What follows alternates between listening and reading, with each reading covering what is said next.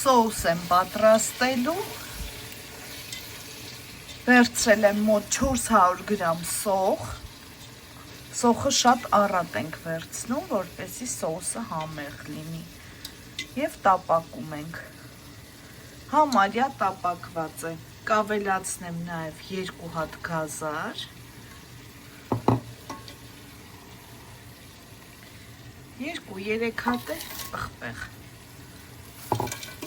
սա էլ մի թեթև կտապակենք,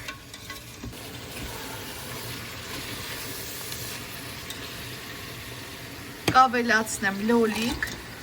սարցախցիկում ունեի, թարմ չունեմ, ոչինչ, այսպես էլ կլինի, այստեղ կավելացնեմ տոմատ, 2 ճաշի գթալ,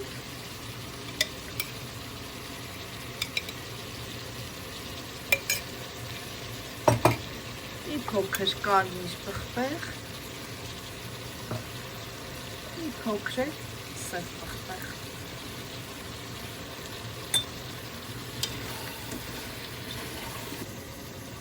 կավելացնեմ թեթև խաշած հավի միսը,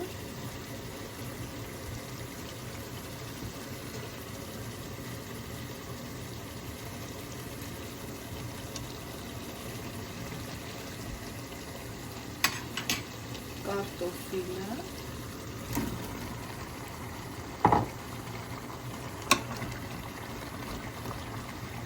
և հենց մսի արգանակից կլցնենք այնքան, մինչև ծածկի կարտոֆիլը և կթողնենք լավ եփվի, ըստ ճաշակի կավելացնեմ աղը,